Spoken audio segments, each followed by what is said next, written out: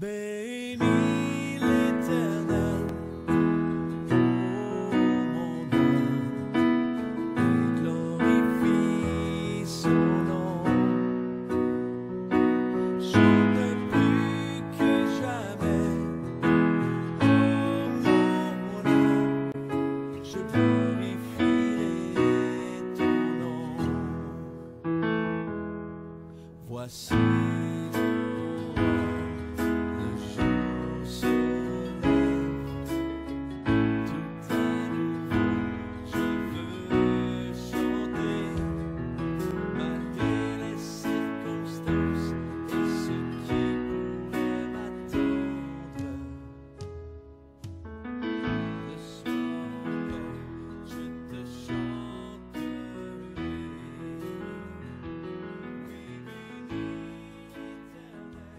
Bénis l'Éternel, ô mon âme, et glorifie son nom.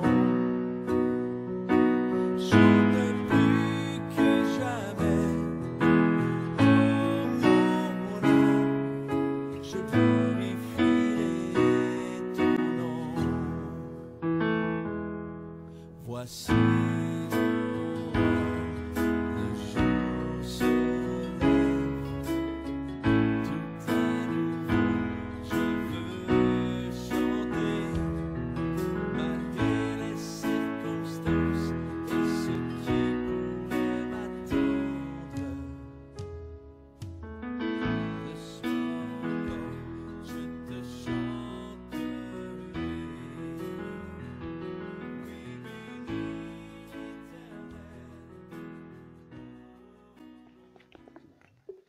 Bonjour et bienvenue sur la chaîne appelée Stop au catholicisme.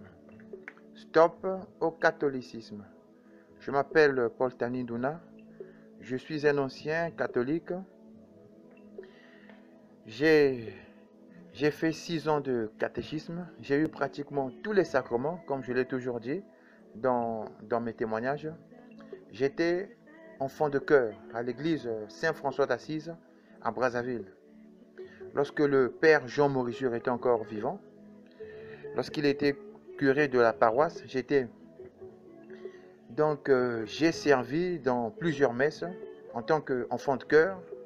J'étais dans le groupe d'enfants de chœur, j'étais d'abord aspirant, ensuite je suis passé sérophéraire et après j'allais pour acolyte.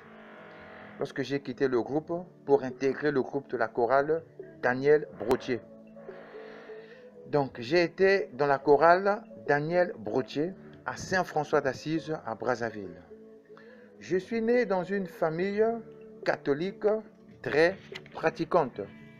Mes parents nous ont instruits dans le catholicisme et à la maison on faisait le chapelet, on faisait les neuvaines et généralement c'est moi qu'on choisissait pour conduire la prière. Donc j'ai conduit des prières adressées à Marie, j'ai dirigé, très jeune, hein, j'ai dirigé des neuvaines. Il fut aussi une époque où on priait, où on lisait l'oraison de Saint Charlemagne. On lisait donc on lisait les prières de Saint Charlemagne. Et donc l'homme qui te parle, mon ami, est un ancien catholique. Le but de mon témoignage n'est pas de critiquer l'Église catholique. Le but de mon témoignage n'est pas de condamner les catholiques, mais bien plutôt de leur annoncer la bonne nouvelle afin qu'ils se détournent des mensonges du catholicisme. Le but de mon témoignage, c'est de t'amener à connaître la vérité et à te détourner des mensonges du catholicisme. Alors, bien-aimé, le thème de mon enseignement, basé sur mon propre témoignage, est celui-ci. Les dangers d'invoquer les saints. Les dangers d'invoquer les saints. Les dangers d'invoquer les saints. Écoute-moi bien, mon ami, tout évangile qui n'est pas conforme au message ou à l'enseignement que nous avons reçu des apôtres du Seigneur Jésus est un évangile qui n'est pas inspiré par le Saint-Esprit. Tout enseignement qui n'est pas conforme à l'enseignement que nous avons reçu des apôtres du Seigneur Jésus est un enseignement qui n'est pas inspiré par le Saint-Esprit. Allons-y dans Éphésiens chapitre 2. Mon ami, prends ta Bible dans Éphésiens chapitre 2 et ensemble, nous allons lire le verset 20. Éphésiens chapitre 2, verset 20 dit ceci. Vous avez intégré, il dit ceci. Éphésiens chapitre 2, verset 20 dit ceci. Dieu vous a intégré à l'édifice qu'il construit, sur le fondement que les apôtres, ses prophètes, et dont Jésus-Christ lui-même est la pierre principale. Tu entends? Il dit, Dieu vous a intégré à l'édifice qu'il construit. L'édifice qu'il construit fait allusion à l'église qu'il bâtit. Donc Dieu nous a intégrés dans l'église qu'il bâtit. Mais il le bâtit sur quel fondement? La Bible dit, il le bâtit, Dieu vous a intégré à l'édifice qu'il construit. Et ensuite il dit, sur le fondement que sont les apôtres, ses prophètes. Tu entends? Il dit, sur le fondement que sont les apôtres, ses prophètes. Quand on dit sur le fondement, ça veut dire sur la base de l'enseignement que nous avons reçu des apôtres, que le Seigneur Jésus-Christ a transmis aux apôtres et que les apôtres, à leur tour, nous ont transmis à nous. Voilà pourquoi il est dit que Dieu vous a intégré à l'édifice qu'il construit sur le fondement que sont les apôtres, ses prophètes. Le mot prophète veut dire messager. Sur le fondement que sont les apôtres, ses prophètes. Et dont Jésus-Christ lui-même est la pierre principale. Tu entends? Et dont Jésus-Christ lui-même est la pierre principale. Qu'est-ce que ça veut dire? Ça veut dire que Jésus-Christ est le point central du message. Ça veut dire que Jésus-Christ est la personne qui se trouve au centre de l'évangile. La personne sans laquelle le message n'a aucune valeur.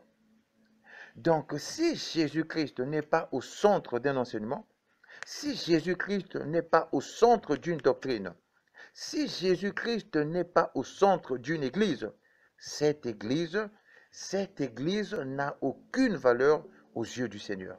Elle n'a aucune valeur aux yeux du Seigneur. Il est dit dans Romains chapitre 1 au verset 3, Romains chapitre 1, verset 3 dit que l'évangile parle de son Fils. Tu entends? On dit l'évangile parle de son Fils qui, dans son humanité, descend de David et qui a été institué Fils de Dieu avec puissance lorsque le Saint-Esprit l'a ressuscité. Jésus-Christ, notre Seigneur. Tu m'entends? Donc l'évangile est christocentré. L'évangile est christocentré, car Jésus-Christ est le chemin qui conduit au Père. Jésus-Christ est la porte. Il est le chemin qui conduit au Père. Il est la porte. Pourquoi?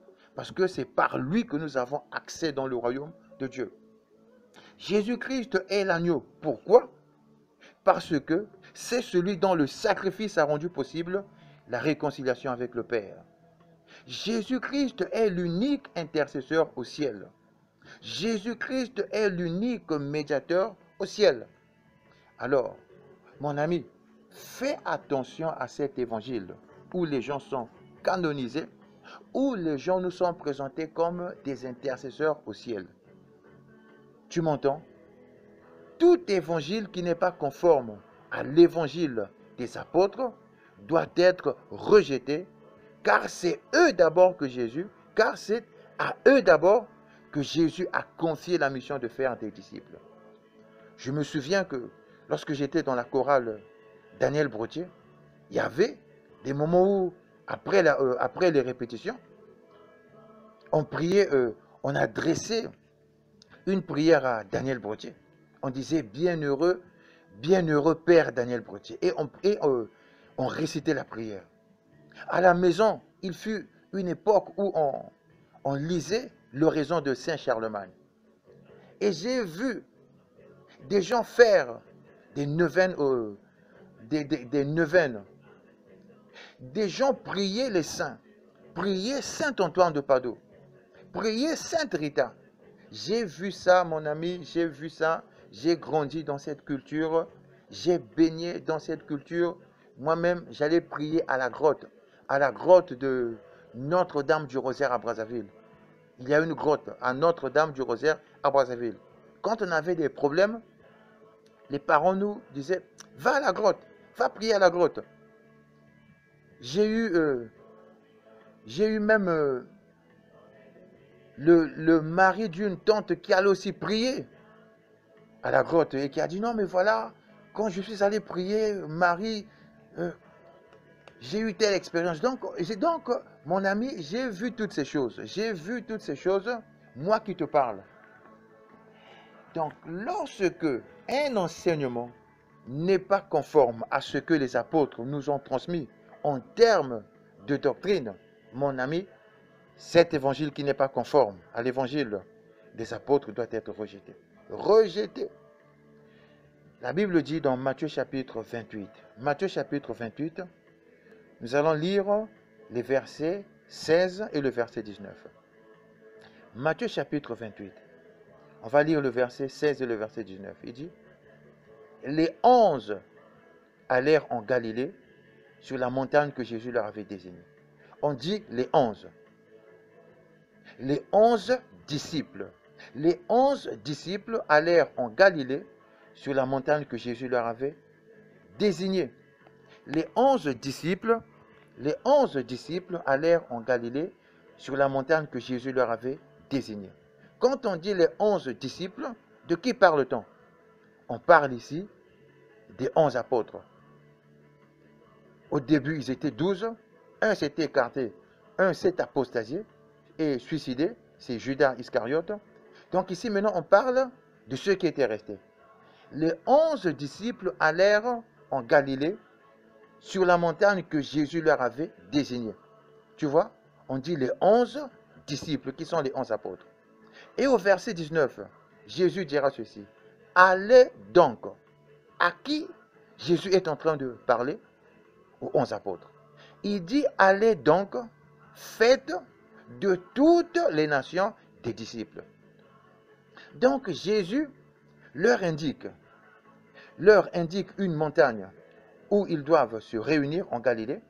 Et lorsqu'ils se réunissent sur cette montagne, Jésus dit aux 11, allez donc, faites de toutes les nations des disciples. Donc ce sont les apôtres d'abord, ce sont les apôtres qui en premier lieu ont reçu l'enseignement et la mission de faire des disciples. Donc ce sont eux en premier lieu à qui le Seigneur avait confié la mission d'enseigner, la mission de former des disciples. Il dit, allez donc, faites de toutes les nations des disciples. Voilà pourquoi ils sont le fondement sur lequel Dieu bâtit son Église. Dieu bâtit son Église sur le fondement des apôtres qui sont ses prophètes, ça veut dire ses messagers. Ce sont eux qui en premier lieu ont reçu cette tâche. Et ensuite nous, qui avons par la suite, qui sommes le résultat de leur travail, nous continuons aussi à faire le travail des apôtres. Mais attention, ce que nous faisons doit être en accord avec l'évangile que les apôtres ont reçu et qui nous ont transmis. Il est dit dans Actes chapitre 2, au verset 42, ouvre avec moi dans ta Bible, Actes chapitre 2, au verset 42, il est dit, il persévérait dans l'enseignement des apôtres. Tu entends? On dit, il persévérait dans l'enseignement des apôtres. Qui? Les disciples de Jésus. Donc les chrétiens de l'Église primitive, les chrétiens de l'Église primitive recevaient les enseignements des apôtres, des 11 apôtres, à qui Jésus avait confié la mission de faire des disciples en premier lieu. Est-ce que tu m'entends? Est-ce que tu comprends ce que je suis en train de t'expliquer? Ce que je veux te dire, c'est que tout enseignement qui contredit ce que les apôtres nous ont légué comme héritage doit être rejeté. L'apôtre Paul lui-même, qui s'est converti par la suite, a eu à exposer son message devant les apôtres qui l'ont précédé dans le ministère pour s'assurer de ne pas avoir couru en vain. Tu m'entends? Donc même l'apôtre Paul a eu, à un moment donné, à exposer son message devant ceux qui étaient considérés comme des piliers. Pourquoi? Parce qu'il ne voulait pas courir en vain, ou il ne voulait pas se retrouver dans la situation de quelqu'un qui a couru en vain, qui a fait un travail en vain. Il dit dans Galates chapitre 2, ouvre ta Bible, Galates, vérifie tout ce que je te dis mon ami. Galates chapitre 2, verset 2. Il dit, je leur ai présenté, Galates chapitre 2, verset 2, il dit, je leur ai, à qui? Aux apôtres, je leur ai présenté l'évangile que je prêche parmi les non-juifs. Je l'ai exposé en privé à ceux qui sont les plus considérés. De qui parle-t-il? Il parle de Jacques, le frère du Seigneur Jésus-Christ. Il parle de Céphas, appelé Pierre, et ensuite il parle de Jean. Donc l'apôtre Paul a eu à exposer, il a eu à exposer son évangile, l'évangile qu'il avait reçu. Il a eu à l'exposer devant Pierre, Jacques et Jean, pour s'assurer qu'il était dans le vrai, pour s'assurer qu'il n'était pas dans l'erreur. Tu m'entends, mon ami? Voilà pourquoi la Bible dit que Dieu vous a intégré à l'édifice qu'il construit, sur le fondement que sont les apôtres, ses prophètes, et dont Jésus-Christ lui-même est la pierre angulaire. Et dont Jésus-Christ lui-même est la pierre principale. Et ensuite, Paul poursuit. Paul dira ceci, dans Galates chapitre 1, au verset 8, Paul, sous l'inspiration du Saint-Esprit, dira, mais si quelqu'un, même nous, ou même un ange venu du ciel, vous annoncez un évangile différent de celui que nous, c'est-à-dire nous les apôtres, de celui que nous, vous avons prêché, qu'il soit maudit. Tu m'entends? Il dit, mais si quelqu'un, nous, ou même un ange venu du ciel, vous annoncez un évangile différent de celui que nous les apôtres du Seigneur Jésus-Christ. Pourquoi? Parce que Paul a aussi intégré le groupe des apôtres. Par la suite, il dit que nous, vous avons prêché qu'il soit maudit. C'est-à-dire que si quelqu'un dit des choses qui ne sont pas conformes à ce que les apôtres du Seigneur Jésus-Christ nous ont transmis en termes d'enseignement, dit que cette personne soit maudite. Ce n'est pas moi qui le dis, mon ami, c'est le Saint-Esprit qui le dit par la bouche de l'apôtre, par la bouche de l'apôtre Paul. Alors, voici le premier point sur lequel j'aimerais attirer ton attention. L'Église catholique pousse les gens à invoquer ce qu'ils appellent saints suite à une canonisation. Alors, je pose une question. Est-ce que c'est conforme à l'enseignement des apôtres? Est-ce que c'est conforme aux Écritures? Parce que moi qui te parle, j'ai prié celle que je dénommais Sainte Vierge Marie. Est-ce que tu entends? J'ai prié celle que j'appelais lorsque j'étais à l'église catholique, celle que j'appelais la Sainte Vierge Marie. Je l'ai priée, mon ami, à plusieurs reprises. J'ai fait le chapelet à plusieurs reprises. J'ai jeûné en faisant le chapelet. J'ai participé aux prières où les saints sont invoqués.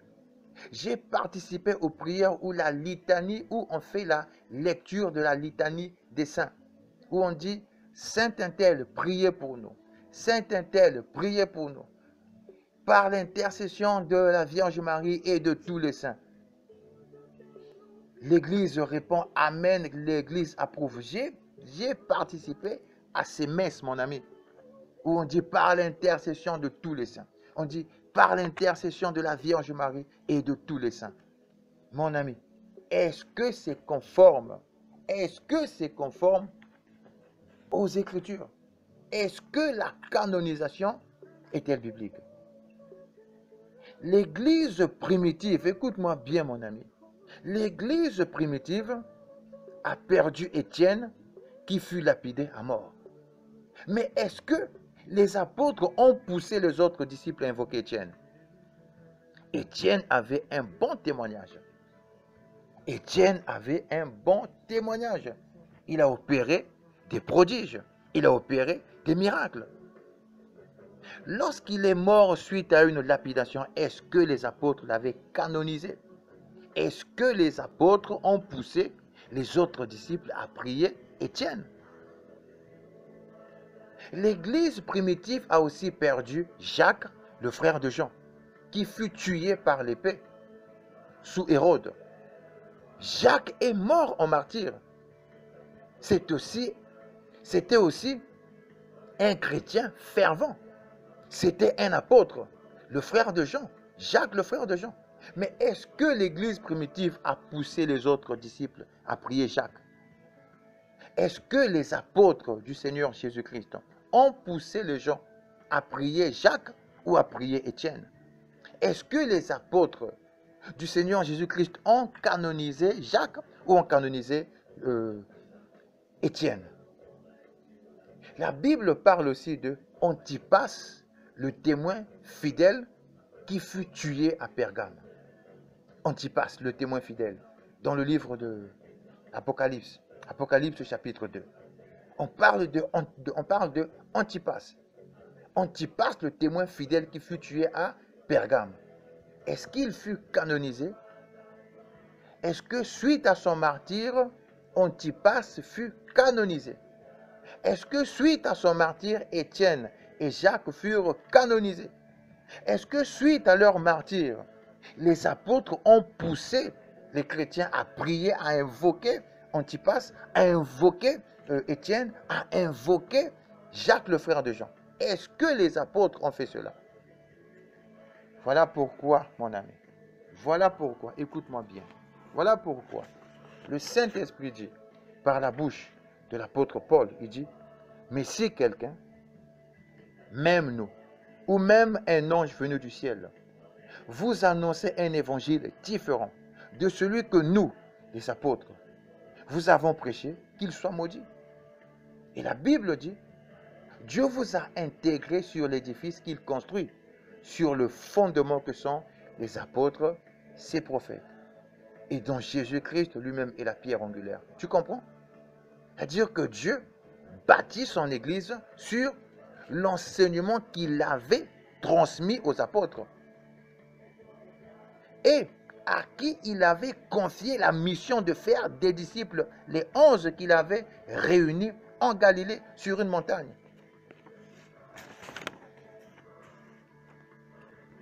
Alors, mon ami, moi qui te parle, j'ai fait le chapelet. Moi qui te parle, j'ai participé à la prière, à l'invocation de Saint Charlemagne. Moi qui te parle, mon ami, j'ai participé à ces messes où on dit par l'intercession de la Vierge Marie, par l'intercession de la Vierge Marie et de tous les saints. J'ai participé à ces choses, mon ami. Je me suis détourné de ces choses et je les ai vomies car elles ne sont pas conformes aux Écritures. Alors, c'est qui réellement un saint selon la Bible? C'est qui un saint selon la Bible? Qui est saint selon la Bible? Ouvre avec moi Éphésiens chapitre 1. Ouvre Éphésiens chapitre 1 et ensemble on va lire le verset 4. Éphésiens chapitre 1, verset 4. Dit ceci, en lui. Quand on dit en lui, il s'agit de le lui émis pour Jésus-Christ, la pierre angulaire. Dit en lui, Dieu nous a choisis avant la création du monde pour que nous soyons saints et sans défaut devant lui. Tu vois? Pour que nous soyons saints. Donc moi qui te parle, je m'appelle Paul, je suis saint. Je suis Saint Paul. Non pas Paul apôtre, celui qui figure dans la Bible, mais moi aussi je m'appelle Paul. Je suis saint, pourquoi? Parce que lors de ma nouvelle naissance, j'ai reçu la nature de Dieu. La Bible dit que Dieu est saint. Tu vois?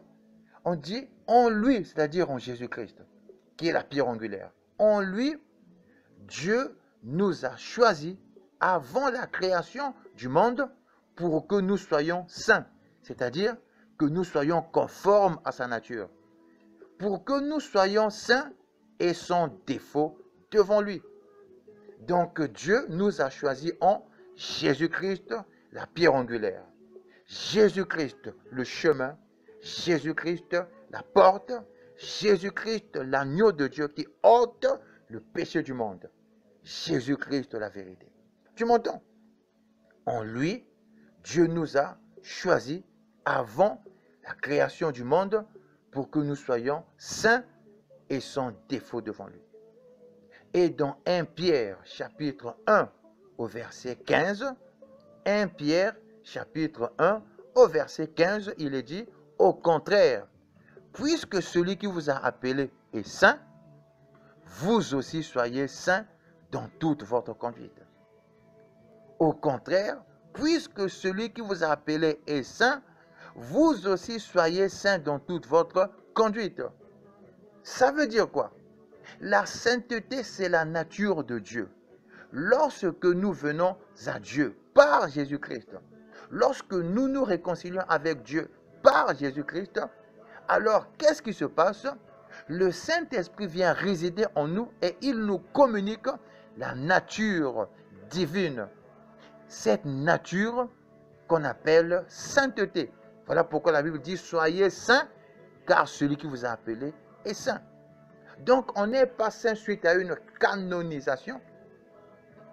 La philosophie de canonisation est une philosophie satanique, une philosophie, une doctrine qui ne vient pas des apôtres, qui ne vient pas du Saint-Esprit, elle ne vient pas du Seigneur. On n'est pas saint parce que le Conseil du Vatican va s'asseoir et déterminer que celui-ci est saint ou celui-ci est bienheureux. Non, la béatification n'est pas biblique, la béatification n'est pas biblique, la canonisation n'est pas biblique. La canonisation et la béatification ne sont pas bibliques, ce sont des dogmes, ce sont des doctrines venues directement du diable. Non pas de Jésus, mon ami, non pas de Jésus. Les apôtres ayant connu, ayant assisté à la mort de Jacques, le frère de Jean, ne l'ont pas canonisé. Les apôtres ayant assisté à la mort de Étienne qui fut lapidé, les apôtres ne l'ont pas canonisé. Les apôtres qui ont connu la mort d'Antipas, le fidèle, le témoin fidèle, Antipas n'a pas été canonisé, mon ami, ni béatifié. Alors, lorsque Paul, dans Éphésiens chapitre 6, dira ceci, écoute-moi bien, Éphésiens chapitre 6 au verset 18, écoute ce que l'apôtre Paul dit. Éphésiens chapitre 6, verset 18, c'est l'apôtre Paul qui nous écrit sous l'inspiration du Saint-Esprit. Il dit, faites en tout temps, par l'Esprit, toutes sortes de prières et de supplications.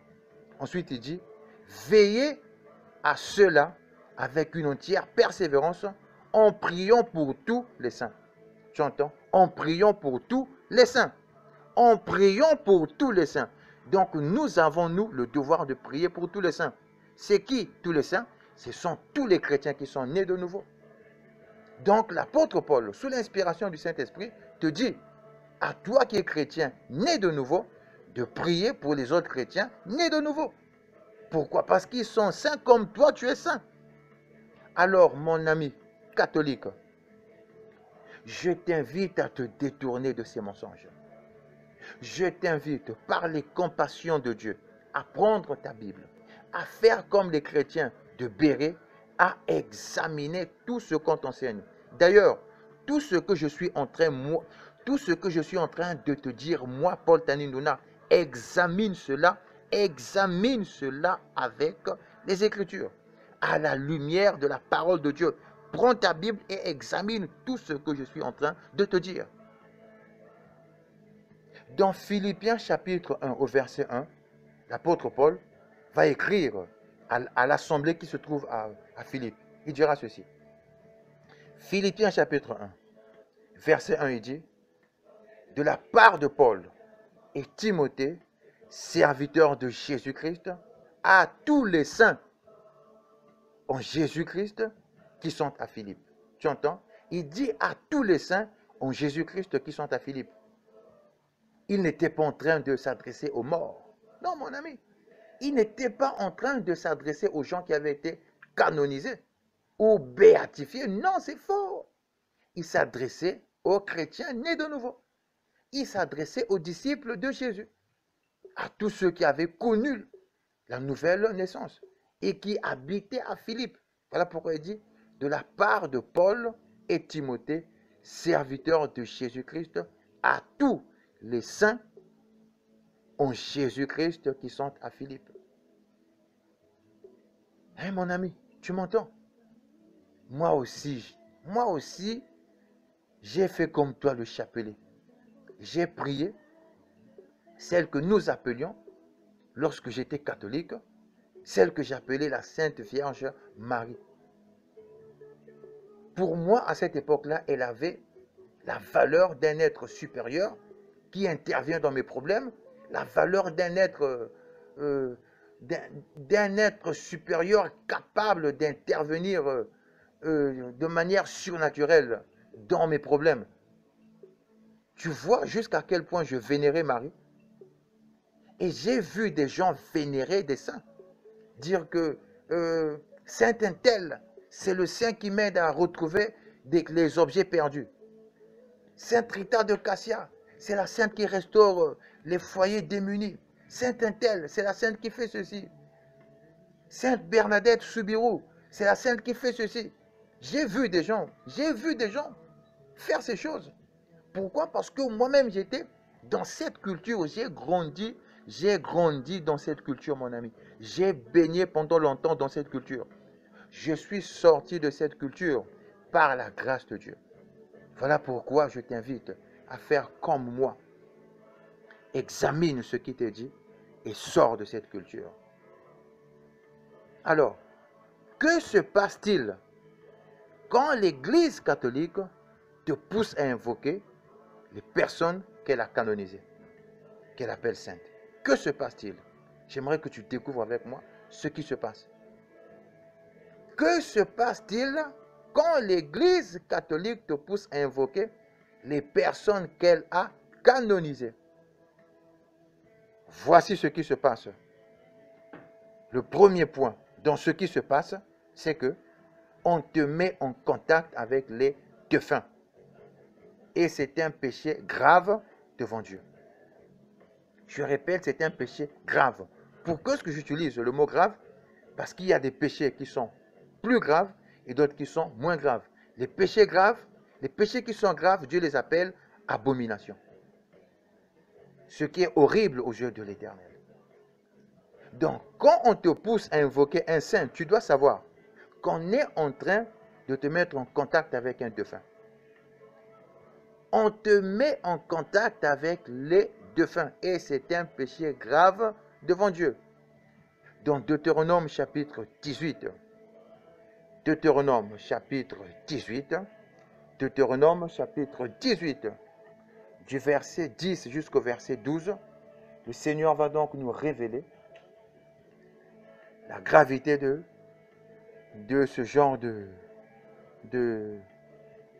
de ce genre de choses. Alors, Deutéronome chapitre 18, de 10 à 12, on dit, qu'on ne trouve chez toi personne qui consulte les esprits ou les spirites, personne qui interroge les morts. Tu entends?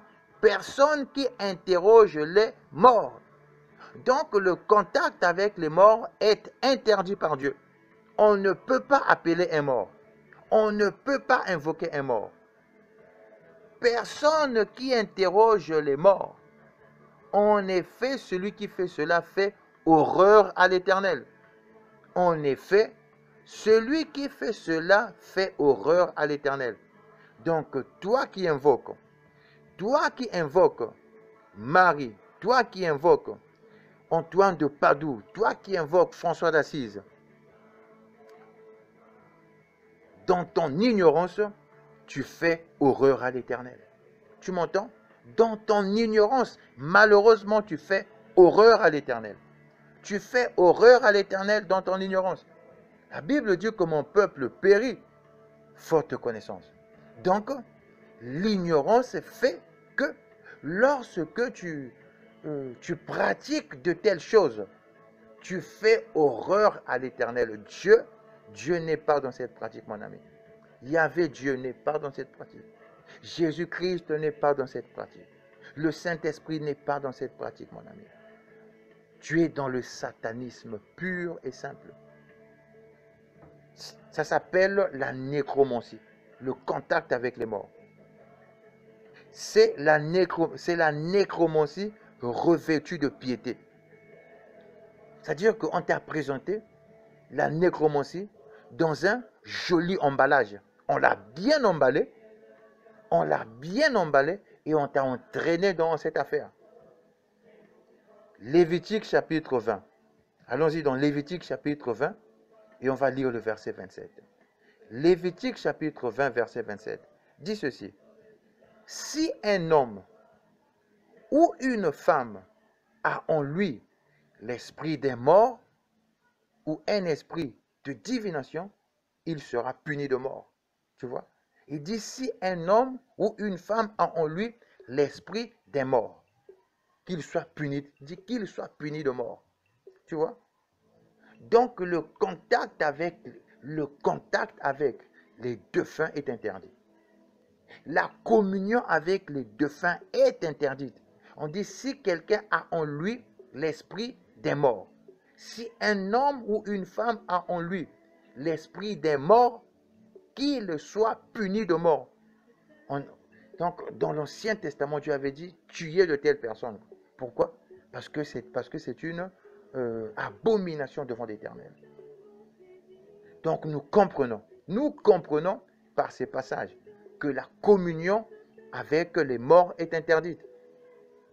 Toi qui communies avec celle que vous appelez la Sainte Vierge Marie. Toi qui communies avec celui que vous appelez Saint François d'Assise.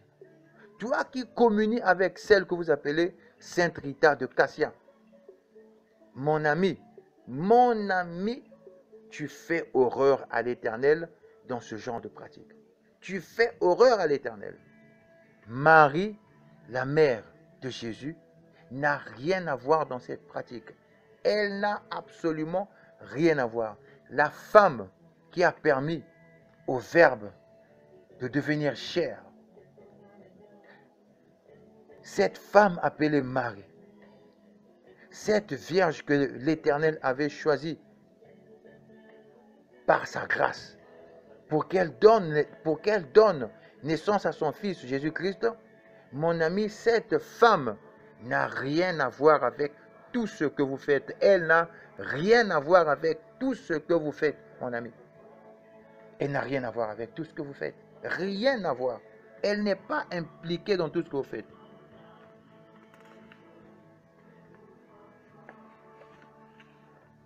Alors, voici le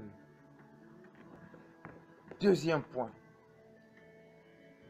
concernant les invocations au sein. Découvrir, j'ai dit, les dangers qu'il y a. Voici donc le deuxième danger.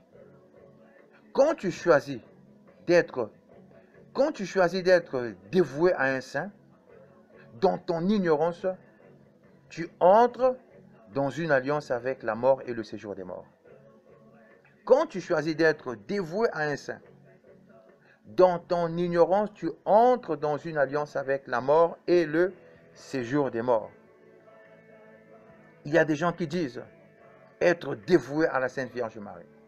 D'autres disent que moi je suis dévoué à Saint Antoine de Padoue. D'autres disent moi je suis dévoué à Saint François d'Assise. D'autres disent moi c'est Saint Patrick. Et ils manifestent leur dévotion vis-à-vis de ces saints. Mon ami, quand tu fais de telles choses, tu entres dans une alliance avec la mort et le séjour des morts. Toutes les personnes, je répète encore, toutes les personnes que l'Église catholique a canonisées sont des défunts. Toutes ces personnes sont des défunts. Donc, lorsque tu manifestes ta dévotion envers ces personnes, mon ami, sache que tu es dans un engagement que tu prends vis-à-vis de la personne à qui tu accordes la valeur d'un être supérieur capable d'intervenir de façon surnaturelle dans ta vie. Tu es dans l'idolâtrie et tu es dans une alliance avec la mort et le séjour des morts parce qu'il s'agit des défunts. Il s'agit des personnes qui sont décédées, mon ami, que tu considères comme étant des êtres supérieurs capables d'intervenir de façon surnaturelle dans tes affaires. Tu es dans une idolâtrie. Tu es dans une alliance avec la mort et le séjour des morts. Dans Ésaïe chapitre 28 au verset 15, le Seigneur va plaindre la situation d'Israël. Parce que Israël s'est retrouvé aussi dans la nécromancie. Il dit, voici ce que vous dites. Nous avons fait alliance avec la mort et avec le séjour des morts, nous avons fait un pacte. Dieu est en train de plaindre leur situation. Il dit, voici ce que vous dites. Nous avons fait une alliance avec la mort et avec le séjour des morts, nous avons fait un pacte. Lorsque tu es dévoué à Marie, mon ami, c'est la même, écoute-moi bien, la même situation se produit pour tous ceux qui sont dévoués à Marie, pour tous ceux qui sont dévoués au sein de l'Église catholique, au sein à ces personnes que l'Église catholique a canonisées. Lorsque tu manifestes une dévotion vis-à-vis de telles personnes que tu considères comme étant des êtres supérieurs, capables d'agir de manière surnaturelle dans ta vie, des gens qui sont capables de changer des circonstances, des gens qui sont capables de guérir des maladies, comme Bernadette Soubirous qui affirmait que, selon sa bouche, que la Sainte Vierge Marie faisait des miracles, qui a eu un total de 18 apparitions. 18 apparitions, suite à laquelle on a construit la grotte de Lourdes. Mon ami, Bernadette Soubirous était en contact avec un esprit séducteur. Elle n'était pas en contact avec Marie, Mère de Jésus. C'est faux, mon ami. C'est faux. Dieu a horreur de telles pratiques. Comment Dieu, ayant horreur de telles pratiques, va encore se retrouver dans ce genre de pratiques? Essaye un peu de raisonner, mon ami. Essaye un peu de raisonner. La Bible dit dans Jean 10, 10 que le voleur ne vient que pour voler, tuer et détruire. C'est qui le voleur? Le voleur, c'est le diable. Le voleur, c'est le diable.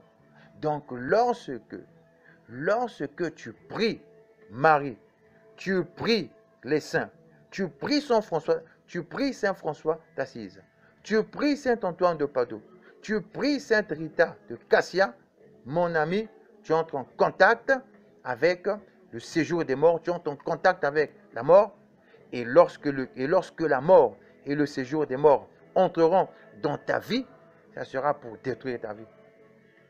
La Bible dit que le diable ne vient que pour voler, tuer et détruire. Est-ce que tu m'entends? Alors voici maintenant le troisième danger. Il y a des gens qui disent, j'ai fait une neuvaine, j'ai été assidu dans mes prières envers tel saint et j'ai obtenu un bon résultat. Et j'ai obtenu un bon résultat. Ils disent, j'ai fait une neuvaine, j'ai été assidu dans mes prières envers tel saint, j'ai été assidu et j'ai obtenu un bon résultat.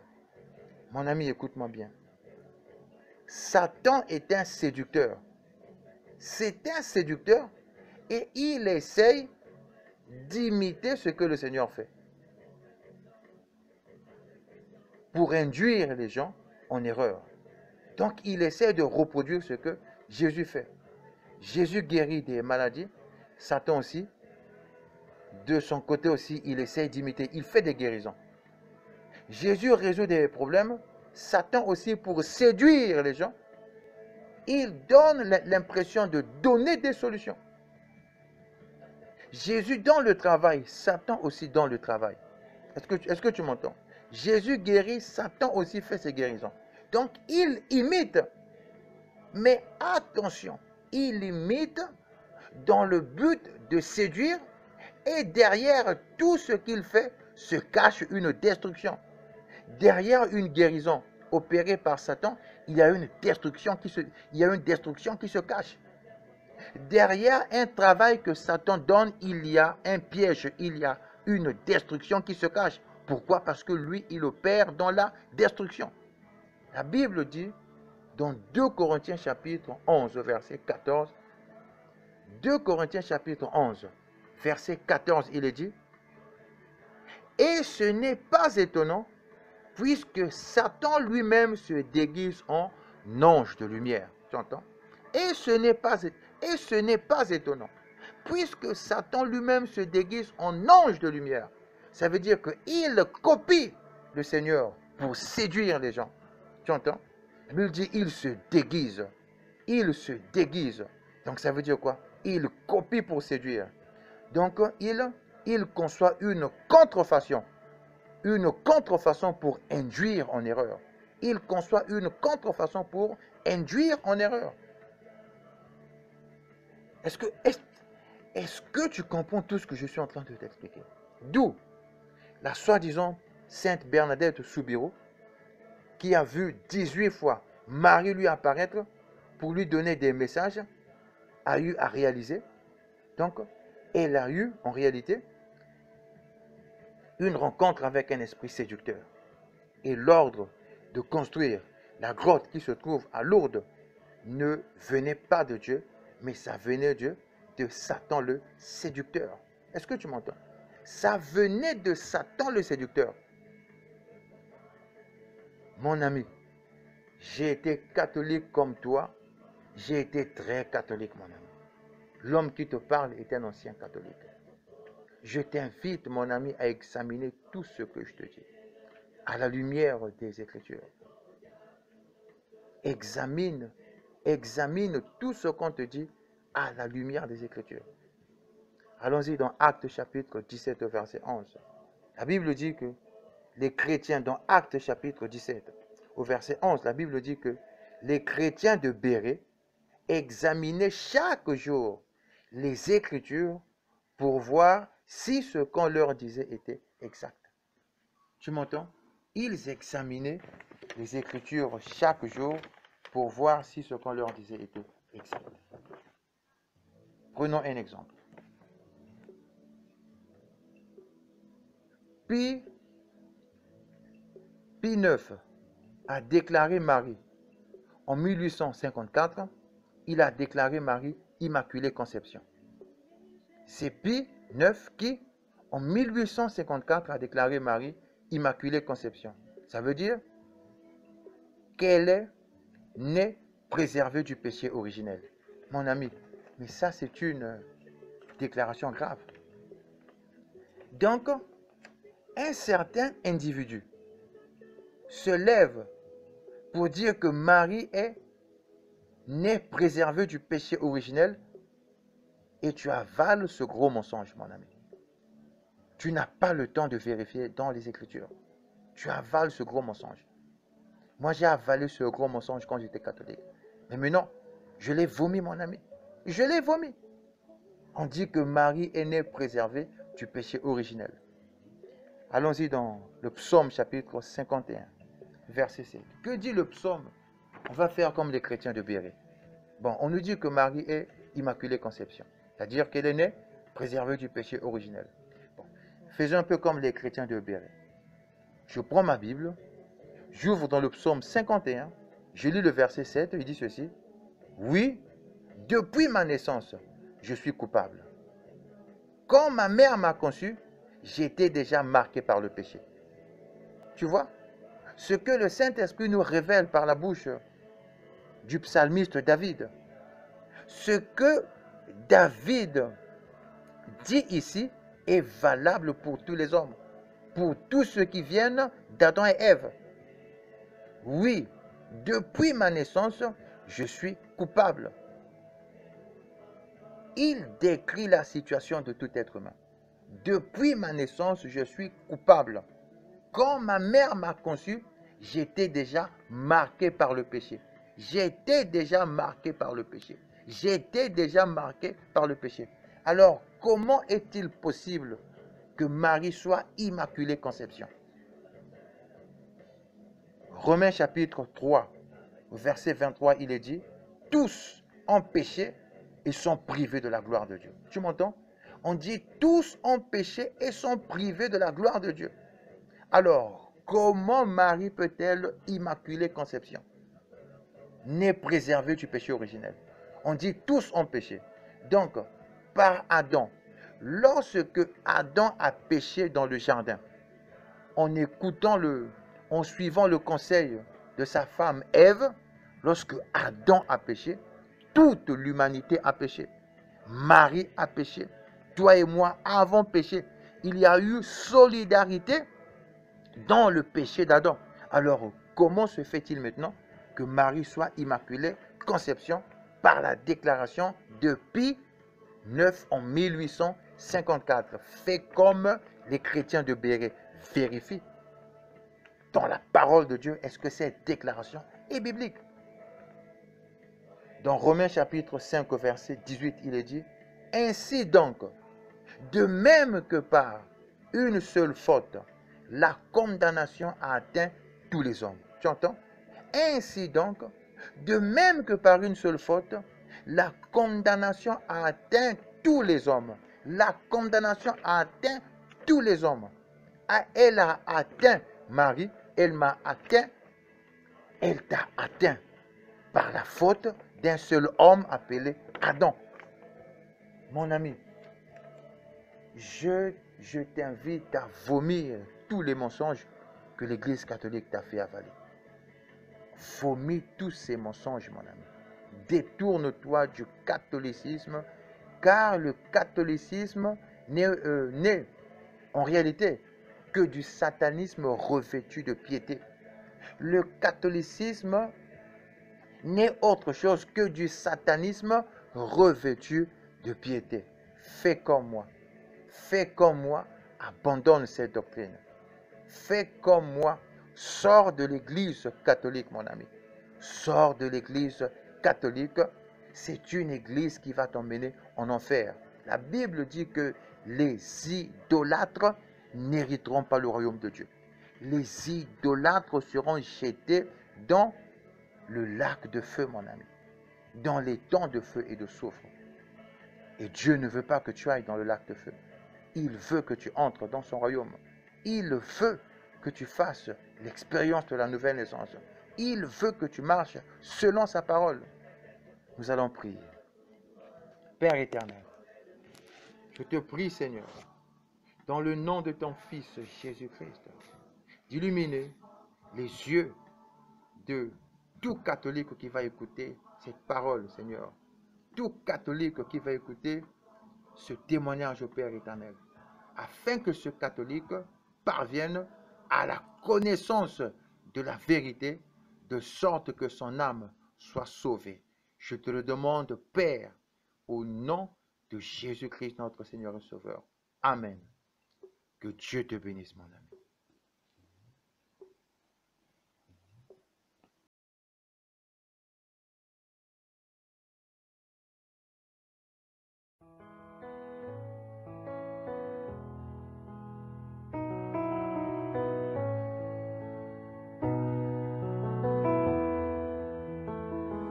Bénis l'Éternel, ô mon âme, et glorifie son nom. Chante plus que jamais, ô mon âme, je glorifierai ton nom. Voici l'aurore, le jour se lève, tout à nouveau je veux chanter, malgré les circonstances et ce qui pourrait m'attendre. Le soir encore, je te chanterai. Oui, bénis l'Éternel, ô mon âme, et glorifie son nom. Chante plus que jamais, ô mon âme, je glorifierai ton nom. Tu es bonté, lent à la colère, ton nom est grand et ton cœur est bon. Pour tes bienfaits je chanterai sans cesse. Sans nombre sont les raisons de mon cœur. Oui, bénis l'Éternel, ô mon âme, et glorifie son nom. Chante plus que jamais, ô mon âme, je glorifierai ton nom. Oh, oh, oh,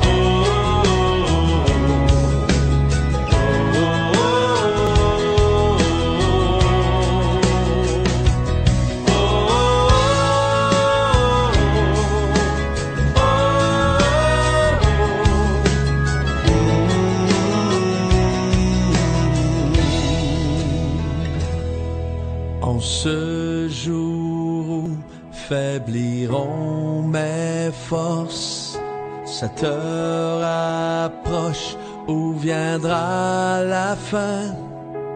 Alors mon âme chantera encore. Durant 1000 ans puis éternel,